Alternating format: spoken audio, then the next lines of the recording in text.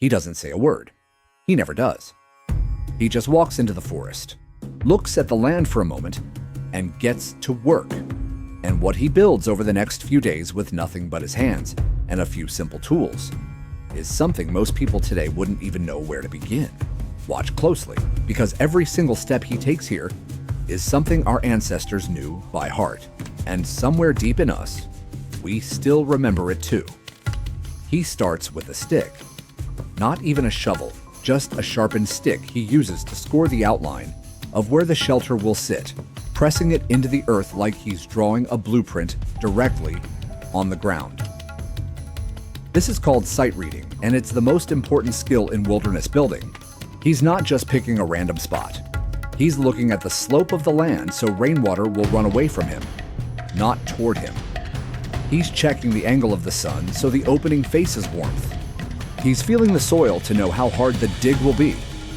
Every second he spends standing still right now saves him an hour of fixing mistakes later.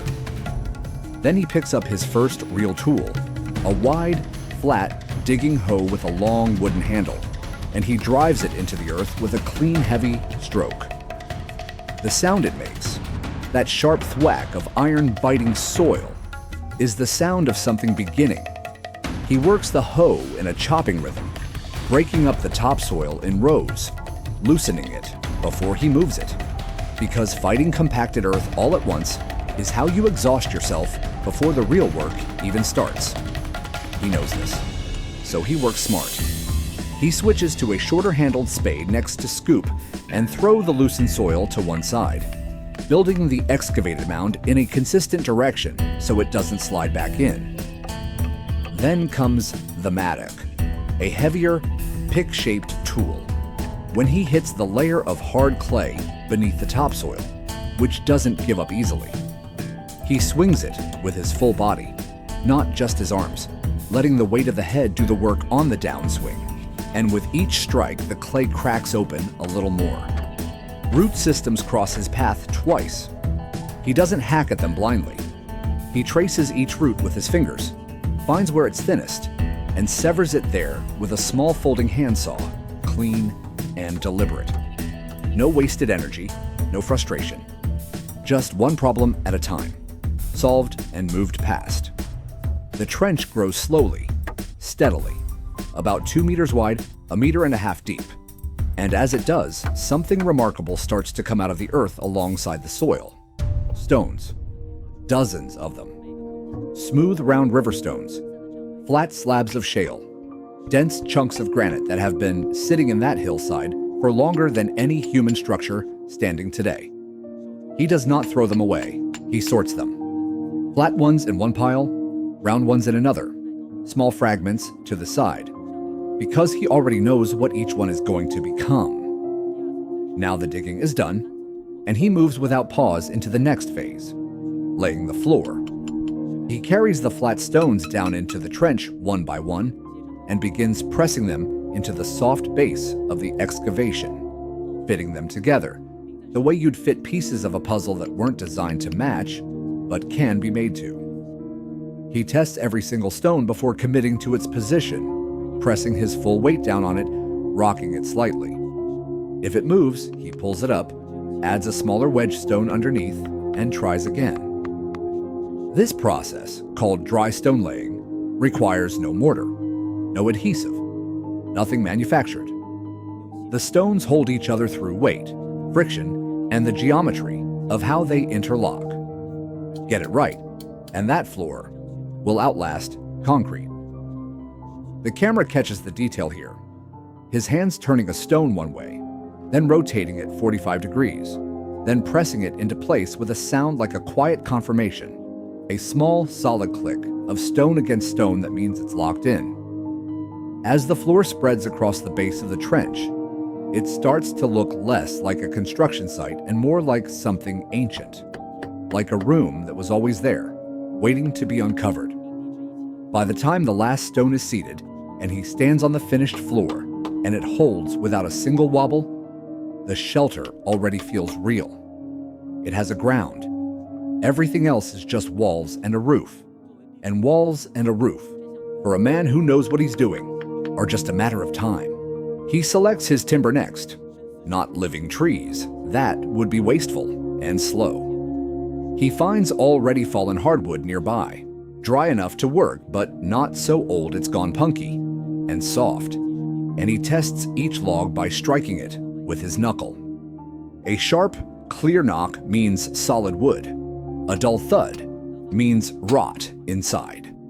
He only takes the ones that knock clean. He strips the bark with a draw knife, a two-handled blade he pulls toward himself in long, smooth strokes, because bark holds moisture, and moisture invites rot, and a shelter built from unskinned wood starts dying the day it's finished.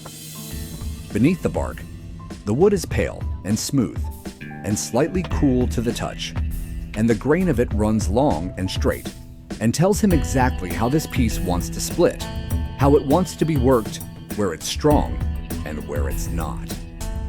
He notches the uprights with a chisel and mallet, short, precise strikes that cut a socket into the top of each post, shaped to receive the crossbeams. And when he lifts the first beam into place and it drops into its notch with a satisfying, definitive thunk, he doesn't celebrate. He just checks the angle, checks the level by eye, makes one small adjustment, and moves on to the next one. The frame goes up post by post, beam by beam, and with each connection, the structure becomes more itself, more solid, more intentional, more clearly a place where a person is going to live. He lashes the joints with rope he's braided himself from strips of inner bark soaked in the stream overnight to make them flexible, twisted tight, knotted with the kind of hitches that tighten under load rather than loosening. And when he's done and shakes the frame hard with both hands, it barely moves. That's engineering. Not the kind taught in universities, but the kind proven over 10,000 years of human beings needing to stay warm and dry. The roof goes on in layers. First, a lattice of thinner branches across the crossbeams, tied at every intersection, creating a base structure dense enough to hold what comes next. Then, split wood. Logs he's cleaved lengthwise with a wooden wedge and a heavy stone mallet, producing flat-faced planks that overlap each other like roof tiles, each one angled down so water follows gravity off the edge, rather than pooling and seeping through. He works from the bottom of the roof slope upward, the way a roofer works, so each higher layer overlaps the top of the one below. This is not instinct. This is knowledge, passed down through generations of people who learned it the hard way, by waking up wet. When the final layer is down, and he presses his palm flat against the roof and pushes, it doesn't flex. It's done. He steps inside the finished shelter for the first time, and stands in the quiet, dim interior. Stone floor beneath his feet, wood above his head, the two boulders forming natural sidewalls. And the light that comes through the gaps is thin and golden, and the whole space smells like fresh-cut wood and cool earth and something that is very close to home.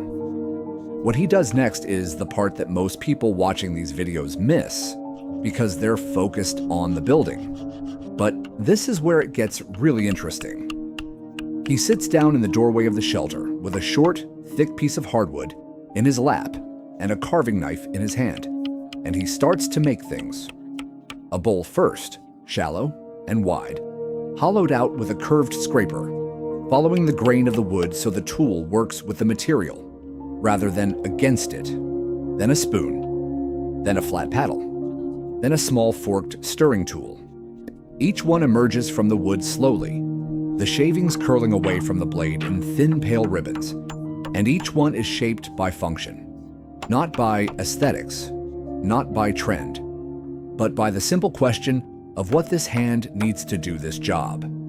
The bowl needs to hold liquid without leaking, so it's carved deep enough, and the walls are left thick enough to be strong. The spoon needs to reach the bottom of a pot without burning the hand that holds it, so the handle is long. Every decision is practical, every shape is earned, and when he sets them all out together on the stone floor and looks at them, they form a kind of vocabulary, a small language of objects that say, I am here, I intend to stay, and I know how to live.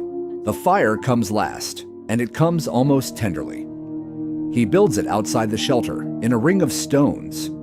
The round ones he set aside at the beginning, the ones that seemed useless at the time. Nothing is useless when you know what you're doing. The ring contains the fire, reflects heat back inward, and prevents the burn from spreading into the dry leaf litter around the camp. He lights it with a flint striker, catching the spark in a nest of dry grass fiber he's rubbed between his palms to make it fine as cotton, breathing on the ember with slow, even breaths until it becomes a small flame, then feeding the flame carefully. Thin sticks first, then thicker ones, then a solid log once the fire is confident enough to handle it.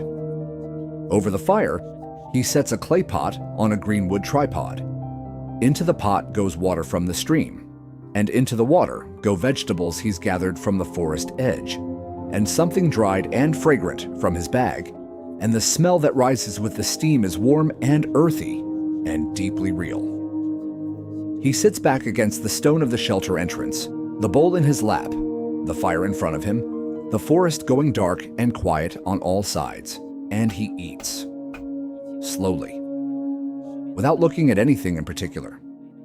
Just a man at the end of a day that became a shelter, at the end of a season that became a home, sitting in the middle of everything he built with his own hands and finding it enough, more than enough, finding it in the way that only truly simple things can be, absolutely complete.